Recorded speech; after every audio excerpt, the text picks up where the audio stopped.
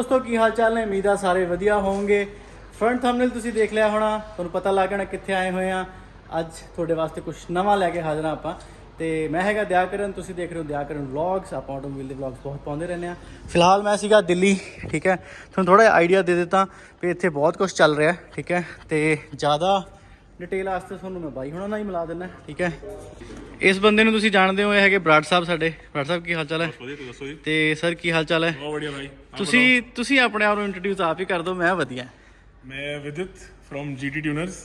हम बराड़ साहब की गाड़ी तेज़ करने वाले हैं आज, और हम बाकी सारी गाड़ियाँ भी तेज़ करते हैं। So we are specialist in ECU प्रोग्रामिंग। ओके। एंड हम लोग बाकी बहुत सारी चीज़ें भी करते हैं यहाँ पे, बट मेन काम हमारा specialisation is power and performance and efficiency increase करना गाड़ियों में। तो सर एक चीज़ जैसे कि लाइक मैं बहुत सारे लोगों को बताता रहा, आप लोगों को पहली बार आए क्योंकि बराड़ साहब लेके आए थे, ठीक है। तो ये लास्ट टाइम ये पंगे बहुत लेते हैं, ठीक है। तो मतलब मैंने सोचा भी इस बार इसके साथ जाऊंगा, तो मैं भी देखूंगा भी क्या होता है, क्योंकि पंजाब में इसका क्रेज है लेकिन लोगों को पता नहीं। बिल्कुल बिल्कुल। तो आप इन चीज़ों के एक्सपर्ट हैं, तो मुझे भी बहुत ज़्यादा नहीं पता है, तो लेकिन थोड़ा सा गाइड कर दो कि ये ट्यूनिंग्स होती क्या है, क्या सिस्टम होते हैं, कितने तरह की होती हैं, तो किस किस गाड़ी में हो सकती है, किन में नहीं हो सकती। थोड़ा सा गाइड कर दो मेरे को उसको। तो अपने यहाँ ना गाड़ी की अगर से ट्यूनिंग की बात करें, हमारे यहाँ किसी और के भी आप जाओगे तो गाड़ी की ट्यूनिंग होती है ECU से।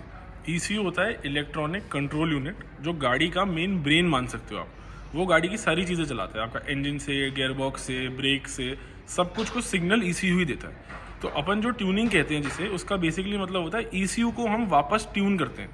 ECU में जो भी वैल्यूज़ पैरामीटर्स हैं वो सब हमारे जो पार्टनर है Akshay, he is an automobile engineer, he makes the tune himself. He makes the tune कि गाड़ी आपकी गाड़ी सेम हार्डवेयर पे पावर ज़्यादा बनाए जब आप तेज़ चला रहे हो, और एवरेज ज़्यादा दे जब आप धीरे चला रहे हो। तो ये दोनों चीज़ें ट्यूनिंग से पॉसिबल होती है।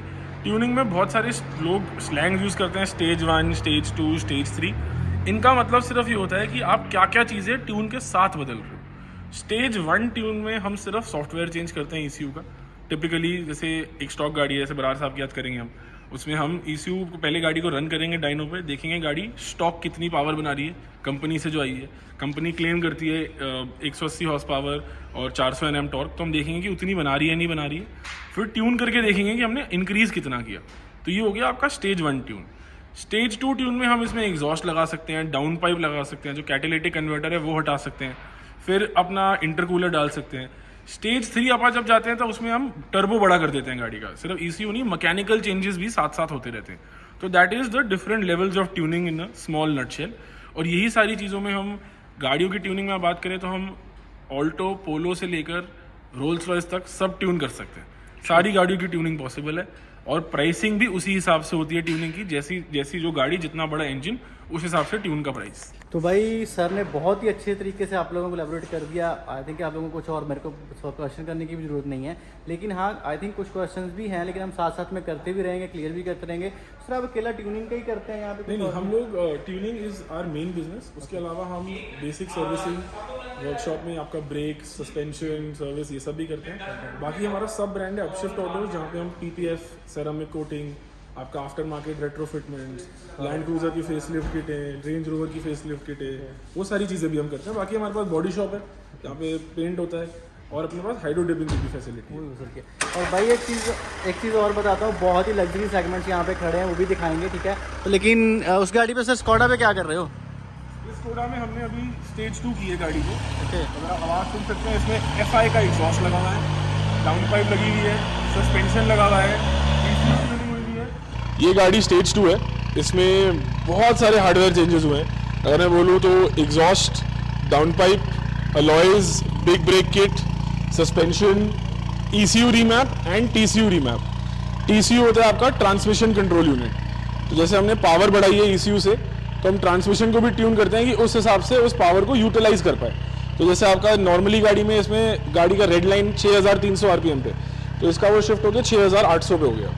तो गाड़ी पावर ज़्यादा बनाएगी भी और ज़्यादा लंबी खींचेगी भी। अच्छा, अच्छा एक बार एग्जॉस्ट सुना दे इसका।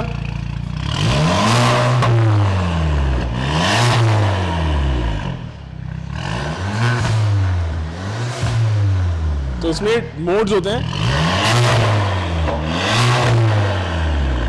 जैसे कि आपने सुना, एक बार एग्जॉस्ट ऑफ था और एक बार एग्जॉस्ट ऑन था। ये वेल्वेट्रॉनिक एग्जॉस्ट आते हैं, FI कंपनी का, ये फ्रीक्वेंसी इंटेलिजेंस, जो आपका बटन से ऑन ऑफ कर सकते हो आप। सॉर्टेड।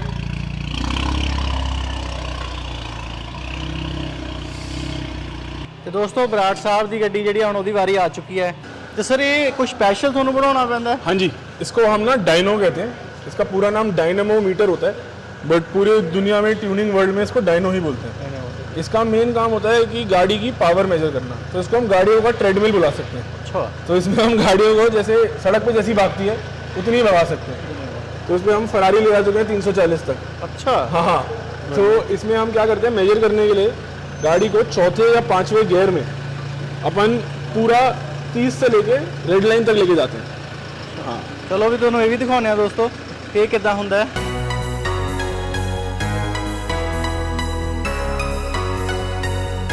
तो सर ये स्क्रीन्स क्या है बड़ी बड़ी? तो बेसिकली यहाँ पे आपका सारी डायनो की सारा डेटा आता है कि आपका इंजन किस आरपीएम पे है। तो इससे हम ओबीडी से गाड़ी से कनेक्ट करते हैं इसको। इसमें आपकी engine RPM speed, front roller speed, engine temperatures, roller differential और एयर स्पीड, सारी चीज़ें आती हैं। इसमें हमारा इस रूम को जैसे हमने बनाया हुआ है, इसका मॉइस्चर कितना है इस रूम में टेम्परेचर कितना है अभी, सारी साइंटिफिक डेटा आता है। तो जब आपको आपका डायनो चार्ट मिलता है तो वो बताता है कि प्री एग्जिस्टिंग कंडीशंस में किस कंडीशन में टेस्ट हुई है, क्योंकि गाड़ी की पावर समर और विंटर में भी वेरी करती है। अच्छा। हाँ, विंटर में आपकी गाड़ी 10-15 bhp फालतू बनाएगी हमेशा, क्योंकि जो मेन चीज होती है उसे कहते हैं एयर इनटेक टेम्परेचर। जो आपकी हवा घुस रही है इंजन में, उस किस टेम्परेचर की है। अगर 40 डिग्री की हवा घुस रही है और 5 डिग्री की हवा घुस रही है तो पावर में फर्क बनाएगी। हाँ। ਤੇ ਦੋਸਤੋ ਫਾਈਨਲੀ ਗੱਡੀ ਸਾਰੀ ਬੰਦ ਦਿੱਤੀ ਗਈ ਹੈ ਕਿਉਂਕਿ ਇੱਥੇ ਤੇ ਰਨਿੰਗ ਹੋਊਗੀ ਉਹਦੀ, ਠੀਕ ਹੈ। ਬਾਕੀ ਸਰ ਸਾਨੂੰ ਡਿਟੇਲ ਦੱਸਣਗੇ, ਪਰ ਬਰਾੜ ਸਾਹਿਬ ਸਾਨੂੰ ਪਹਿਲਾਂ ਇਹ ਦੱਸੋ ਕਿ ਕੀ ਪੰਗਾ ਲਿਆ ਜਾ ਰਿਹਾ, ਵੈਸੇ ਕਿੱਥੋਂ ਚਾਹ ਚੜ ਗਿਆ ਇਸ ਚੀਜ਼ ਦਾ? ਇਹ ਚਾਹ ਬੇਸਿਕਲੀ ਜੀ ਜਦੋਂ ਤੁਸੀਂ ਆਫਰੋਡਿੰਗ ਵਗੈਰਾ ਵੀ ਕਰਦੇ ਹੋ ਜਾਂ ਤੁਸੀਂ ਕਿਤੇ ਘੁੰਮਣ ਵੀ ਜਾਂਦੇ ਹੋ, ਕਈ ਵਾਰ ਤੁਹਾਨੂੰ ਇਹ ਫੀਲ ਹੁੰਦਾ ਹੈ ਯਾਰ ਵੀ ਮੇਰੇ ਕੋਲ ਕਾਸ਼ ਥੋੜੀ ਜਿਹੀ ਪਾਵਰ ਹੋਰ ਹੁੰਦੀ। ਕਈ ਵਾਰੀ ਜਦੋਂ ਆਪਾਂ ਕੋਈ ਲੰਬੀ ਕਲਾਈਂਬ ਕਰਨੀ ਹੈਗੀ ਸੈਂਡ ਤੇ ਆਪਾਂ ਜਾਂਦੇ ਕਲਾਈਂਬ ਵਗੈਰਾ ਕਰਨ ਵਾਸਤੇ, ਤਾਂ ਉਸ ਟਾਈਮ ਤੇ ਆਪਾਂ ਨੂੰ ਲੱਗਦਾ ਯਾਰ ਵੀ ਹਾਂ ਵੀ ਥੋੜੀ ਪਾਵਰ ਘੱਟ ਹੈ ਗੱਡੀ ਦੀ, ਵੀ ਸ਼ਾਇਦ ਮੇਰੀ ਕੱਟੀ ਹੋਈ ਜੇ ਪਾਵਰ ਹੁੰਦੀ ਤਾਂ ਮੇਰੀ ਗੱਡੀ ਉੱਪਰ ਚੜ ਜਾਂਦੀ। ਉਸੇ ਵਾਸਤੇ ਆਪਾਂ ਇਹਦੀ BHP ਵੀ ਥੋੜੀ ਵਧਾ ਰਹੇ ਹਾਂ। ਜੋ ਇਹਦੇ ਕੰਪਨੀ ਵੱਲੋਂ ਆਉਂਦੇ ਹੈ ਟਾਰਕ ਲੈਵਲਸ, ਉਹਨਾਂ ਨੂੰ ਵੀ ਆਪਾਂ ਇੰਕਰੀਜ਼ ਕਰ ਰਹੇ ਹਾਂ। ਇਸ ਲਈ ਜਦੋਂ ਹੁਣ ਬਾਅਦ ਵਿੱਚ ਜੇ ਮੈਂ ਗੱਡੀ ਹੌਲੀ ਚਲਾਉਂਗਾ ਤਾਂ ਇਹਦੀ ਐਵਰੇਜ ਵੀ ਜ਼ਿਆਦਾ ਆਊਗੀ। ਜੇ ਮੈਂ ਭਜਾ ਰਿਹਾ ਤਾਂ ਇਹ ਨਾਰਮਲ ਫੋਰਚੂਨਰ ਦੇ ਨਾਲ ਜ਼ਿਆਦਾ ਐਕਸਲੇਸ਼ਨ ਹੋਊਗੀ ਇਹਦੀ। ਕੀ ਬਾਤ ਹੈ, ਮਤਲਬ ਤੁਸੀਂ ਇਹਨੂੰ ਇੱਕ ਸੁਪਰ ਕਾਰ ਬਣਾਉਣ ਦਾ ਸੋਚ ਰਹੇ ਹੋ। ਤੇ ਬਾਈ ਫਿਲਹਾਲ ਜਿਹੜਾ ਕਿ ਇਹ ਉਹਨਾਂ ਨੇ ਬੰਦ ਦਿੱਤੀ ਹੋਈ ਹੈ, ਉੱਥੇ ਮੀਟਰ ਸਾਰੇ ਹਿੱਲਣਗੇ ਆਈ ਥਿੰਕ, ਠੀਕ ਹੈ। ਤੇ ਪਤਾ ਨਹੀਂ ਮੈਂ ਅੰਦਰ ਖੜ ਸਕਦਾ ਕਿ ਨਹੀਂ ਖੜ ਸਕਦਾ।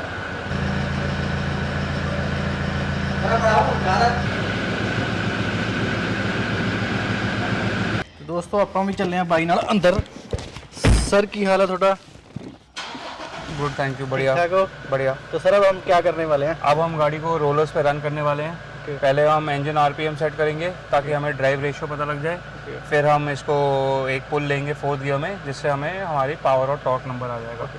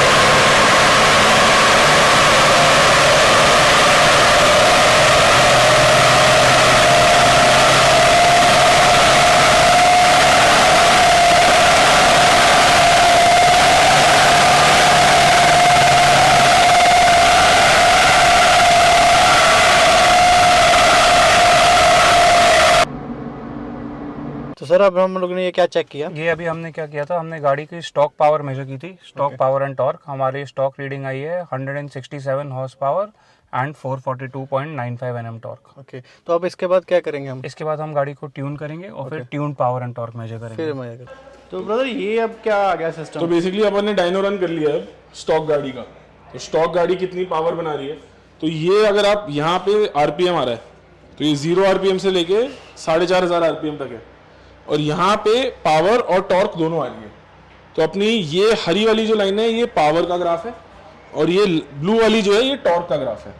तो अपने 167 bhp और 442 न्यूटन मीटर टॉर्क बना रहे हैं, जो आपने यहाँ भी देख लिया होगा। मैक्सिमम पावर आ रही है हमारी 167 bhp at 3100 RPM। Maximum torque आ रही है हमारी 440 bhp एट 2400 RPM।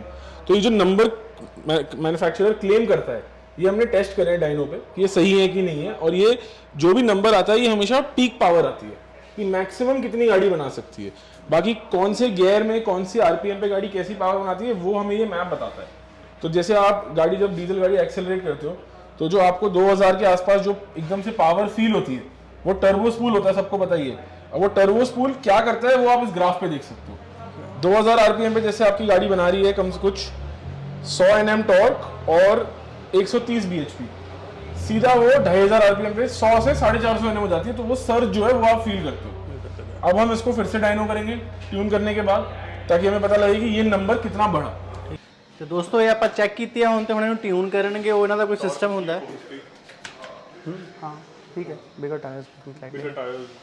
तो सर जैसे कि हम लोग ये गाड़ियों को करते रहते हैं, तो इसमें कोई गाड़ी के इंजन पे भी इफेक्ट पड़ता है? हम डिपेंड करता है हम कैसे ट्यून कर रहे हैं, कौन से ब्रांड का ट्यून यूज़ कर रहे हैं। जो रिप्यूटेड ब्रांड्स होते हैं उन्होंने ऑलरेडी R&D की होती है, तो इंजन पे नहीं इफेक्ट पड़ता, क्योंकि it is all done with in what the capability of that engine is, और it is been developed for that platform. But होते हैं कुछ लाइक कुछ ट्यूनिंग कंपनीज होती है जिन्होंने या तो R&D नहीं की होती, या रिसर्च नहीं की होती, या डेवलपमेंट नहीं की होती, तो हाँ उसमें पड़ सकता है, पड़ सकता है। तो ये हम लोग स्टेज 1 कर रहे हैं ना इसको? हाँ जी, स्टेज 1 स्टेज 1 कर।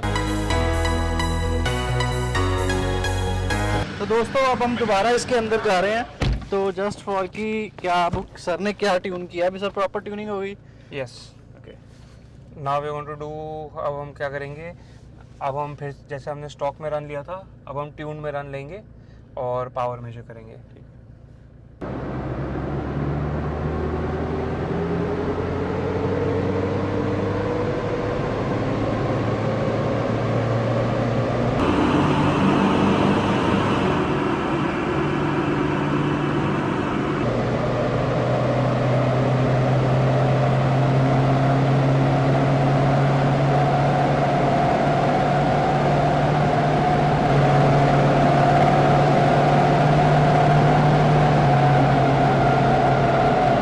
तो सर अब दोबारा ट्यूनिंग करके जो हमने नया सेटअप किया उसमें क्या चेंजेस है आपको? इसमें हम बहुत क्लियरली देख सकते हैं कि गाड़ी ने कितनी पावर और कितनी टॉर्क गेन करी। तो अपने जैसे अक्षय मास हटाइए, तो अपने जैसे पहले 167 bhp बना रहे थे, अब हम 199.3 बना रहे हैं, मतलब ऑलमोस्ट 200। और टॉर्क भी हमारी 442 से 529 हो गई है, तो मतलब 90 Nm टॉर्क का ऑलमोस्ट डिफरेंस है। और आप ये भी देखेंगे कि शुरू से ही एंड तक हर जगह गेन है। तो आप दोनों ग्रीन लाइन में जो डिफरेंस देखेंगे, इसको हम यूजुअली डेल्टा बोलते हैं, तो ये स्टॉक और मैप का डिफरेंस है। और ऐसा नहीं है कि जो ट्यूनिंग की जो बात होती है, जब सब टॉप नंबर की बात करते हैं, वो नंबर तो आपको एक ही जगह मिल रहा है, बट जो समझने वाली चीज़ ये है कि ड्राइवेबिलिटी गाड़ी की हर आरपीएम पे बढ़ गई। मतलब आप अगर जैसे पहले जब गाड़ी, अब शहर में तो हम धीरे ही चलाते हैं, 2000 आरपीएम के नीचे रखते हैं गाड़ियाँ, तो 2000 आरपीएम, अगर 1800 की बात भी करूं मैं, पहले 1800 आरपीएम पे गाड़ी बना रही थी 110 Nm टॉर्क, अब गाड़ी उसी आरपीएम पे बना रही है 150 Nm टॉर्क। तो आपका हाईवे पे जैसे ओवरटेकिंग करनी है, आपको शहर में मतलब लेन चेंज करनी है, इन सब चीज़ों के लिए पहले थोड़ा एफर्ट लगता था। अब हमारे बरार साहब देखेंगे कि गाड़ी फुल बिना गियर चेंज करे ही आप किसी को भी ओवरटेक कर सकते हो कहीं भी। तो एक्चुअली में पीक पावर तो यस मेन नंबर है ही, उसके अलावा ड्राइवेबिलिटी जो है उसमें बहुत फर्क पड़ता है। और एफिशिएंसी जहाँ बढ़ती है वो ये एरिया है, क्योंकि यहाँ पे आपका 1500 से 2500 आरपीएम के बीच में चलाते हो आप एफिशिएंसी के टाइम पे, और आपकी जब गाड़ी पावर ही ज़्यादा बना रही है उसी टाइम पे, तो फ्यूल भी कम पिएगी। तो उसी टाइम पे ओवरटेकिंग के लिए भी सब चीज़ों का यही मेन गेम है। अगर हाँ गाड़ी आप तेज़ चलाओगे 3000-4000 आरपीएम के आसपास, जहाँ पे आपका टॉर्क डिफरेंस और पावर डिफरेंस बहुत ज़्यादा है, तो गाड़ी एवरेज कम देगी, बट ओवरऑल बेनिफिट आपका ड्राइविंग स्टाइल पे डिपेंडेंट है। ਤੇ ਦੋਸਤੋ ਇਹ ਸੀਗੀ ਕੁਝ डिटेल ਜਿਹੜੀ कि ਮੈਨੂੰ ਲੱਗਿਆ आप लोगों को देनी चाहिए, तो सर ने बहुत ही अच्छे तरीके से आप लोगों को गाइड किया है। तो सर अब एक चीज़ और बताओ कि जैसे कि आपने किया, सर ने वैसे थोड़ा सा मेरे को गाइड कर दिया था कि इससे कोई नुकसान नहीं होता है अगर हम अच्छे किसी ब्रांड के वो यूज़ करते हैं, सॉफ्टवेयर या मुझे पता नहीं है, तो इन एनी केस कोई इस पर और रिस्क होता है इस चीज़ का? बेसिक चीज़ यार, जो एक बात कोई आपको बोले ना बोले, अगर आपकी नई गाड़ी है तो ट्यूनिंग से वारंटी वॉइड होती ही है। ओके, ये बात अब नोन फैक्ट है, और ये कोई बोले नहीं होती तो वो गलत बोल रहा है। क्योंकि ECU जब हम अनलॉक करते हैं जी, तो एक चीज़ होती है फास्ट डेटा, ओके, तो ECU रिकॉर्ड कर लेता है वो चीज़। अच्छा, कि गाड़ी ट्यून हुई है। तो अगर आपको वारंटी की चिंता है तो नहीं करानी चाहिए ट्यून। ठीक है, बाकी लोग कराते भी हैं, लोगों के आपको पता है जुगाड़ भी होते हैं वर्कशॉप में, होता है, सब कुछ सारी चीजें हैं, तो सबका अपना फैक्टर है। बट सच बात ये है कि ट्यून से वारंटी वॉइड होती है। ठीक हाँ है। जी। बाकी लेकिन हाँ भाई इससे बहुत ज़्यादा आपको बेनिफिट जो है वो जरूर मिलता है, ओवरटेकिंग जैसे सर ने बताया और बहुत कुछ है। तो सर के यहाँ पे और बहुत कुछ भी है वो भी दिखाते हैं। और सर एक चीज़ जो अभी मेन लोगों के दिमाग में, चलो मैंने देखा कि आई थिंक 1 घंटे का भी काम नहीं है। हाँ जी। कि ये सारी गाड़ियों पे 1 घंटा लगता है ज़्यादा? सारी गाड़ियों पे 1 घंटा नहीं लगता, Okay. मतलब हाफ एन आवर से लेके 4 घंटे तक लग सकते हैं। okay. क्योंकि हर गाड़ी का ECU, जैसे गाड़ी हर अलग मॉडल की होती है, ठीक है। हर गाड़ी का ECU भी अलग मॉडल का होता अलग का होता है। है। तो सीमेंस ECU बनाता है, बॉश ECU बनाता है, Okay. तो हर ECU का अनलॉकिंग और ट्यूनिंग प्रोसेस अलग होता है। है। ठीक है।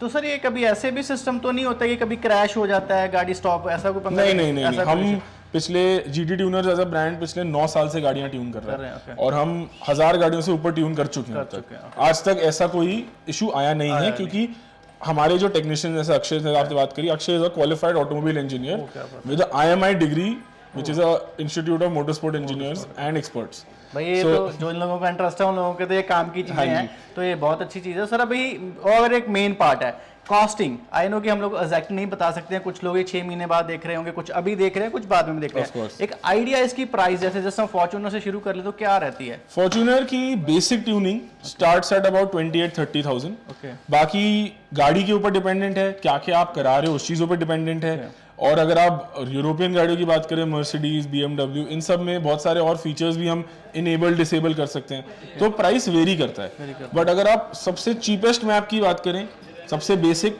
वो आपका हमारा पोलो का होता है, 1 लीटर पोलो, 1.2 पोलो, उनका 18-20 हज़ार से शुरू हो जाता है। Okay. बाकी टॉप एंड में हम लैम्बोर्गिनी, पोर्शा, वो सब भी करते हैं, उनका लाख रुपए से ऊपर है सारी चीजें। तो बेसिकली हर कस्टमर की अपनी रिक्वायरमेंट होती है, अपनी वो होता है कि उनको क्या चाहिए गाड़ी से, उस हिसाब से कॉस्टिंग होती है, उनको क्या क्या काम कराना है। उसके लिए भाई मैं चाहता हूँ आप सर को कॉल कर लेना, चाहे मैसेज कर लेना, मैं डिटेल्स नीचे दे भी रहा हूँ।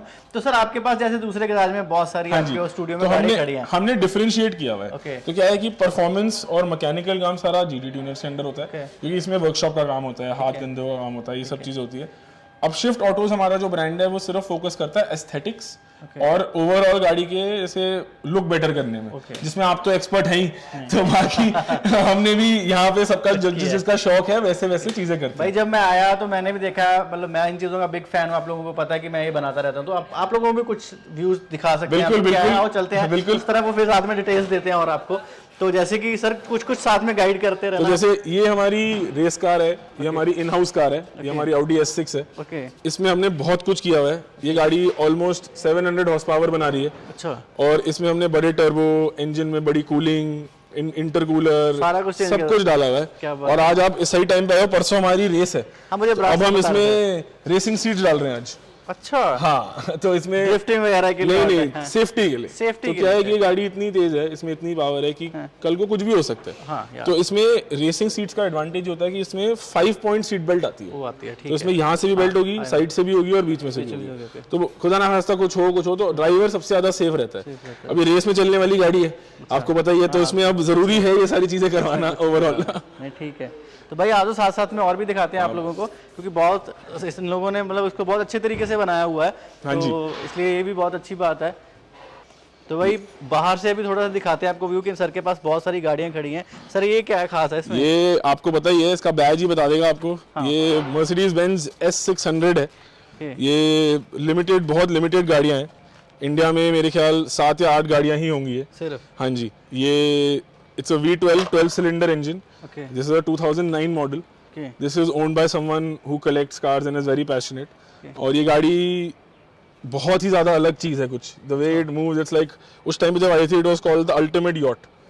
तो it is like a boat on wheels. कुछ भी भाई, मतलब यहाँ पे आप पॉसिबल है। यहाँ पे मैं खड़ा हूँ तो जस्ट सुना था, तो फर्स्ट टाइम आया तो मतलब देख के भी अच्छा लग रहा है। तो सर ये भी कुछ स्पेशल है? ये बिल्कुल जी, ये हमारी सबसे पॉपुलर गाड़ी है ट्यून करने की। और जो लोग जिनका शौक है, पोलो GT TS है, आपने भी सुना ही होगा। सबकी शौकीन गाड़ी है। तो इसका जो सेटअप लोग रन करते हैं, हमारे अच्छे दोस्त हैं कुणाल, तो इनका सेटअप जो है वो स्टेज 2 है।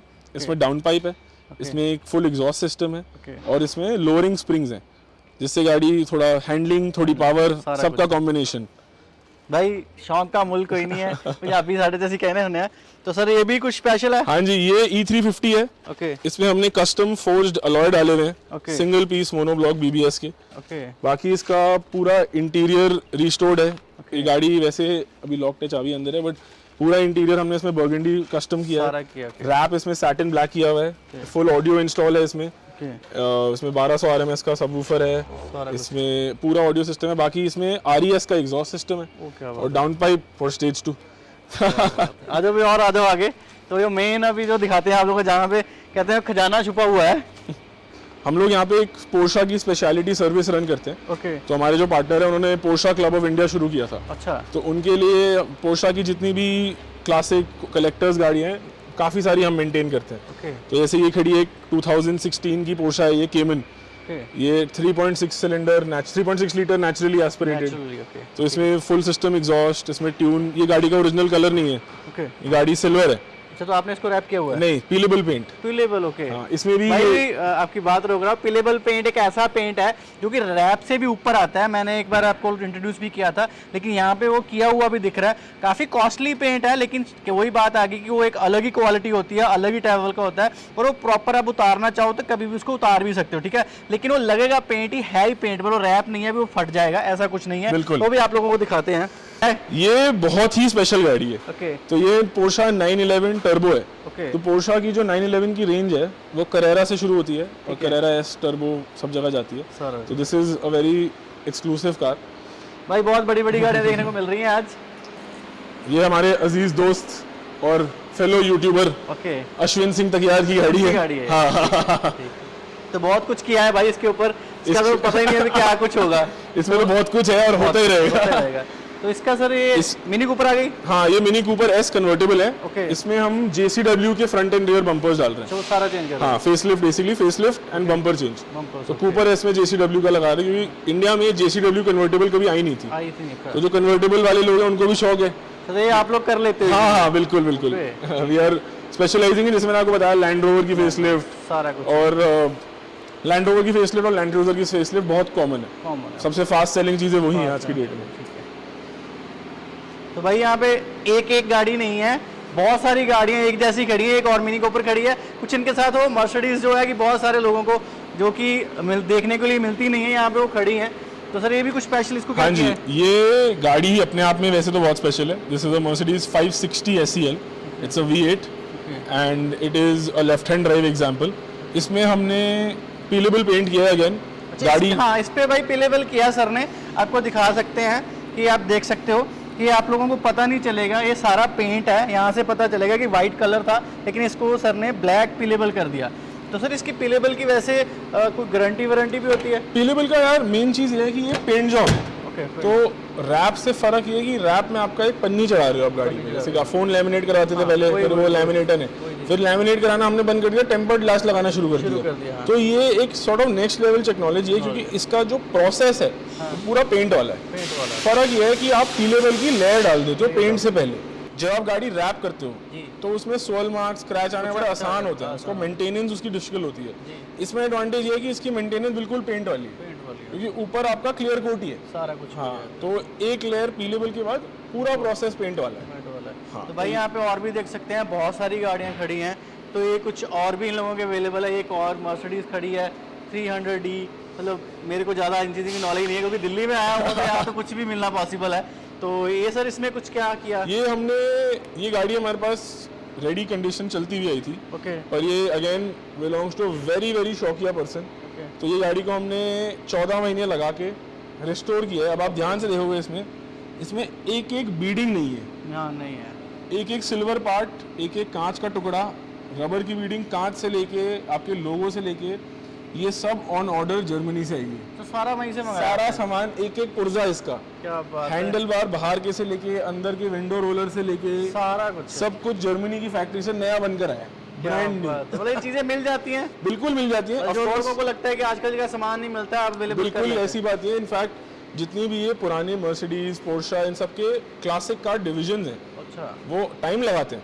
इसका सामान ऑर्डर करके आने में 10 महीने लगे थे, बट आता सब कुछ है। इसकी ग्रिल आप मानोगे नहीं, मैं आप वैसे प्राइस डिस्कस नहीं करते, बट एज एन आइडिया देने के लिए, ग्रिल ऑर्डर करने के बाद 3.5 लाख रुपए की ग्रिल थी सिर्फ। क्या बात है। पर वो मर्सिडीज जर्मनी से ओरिजिनल क्लासिक डिवीजन से बन के आई थी।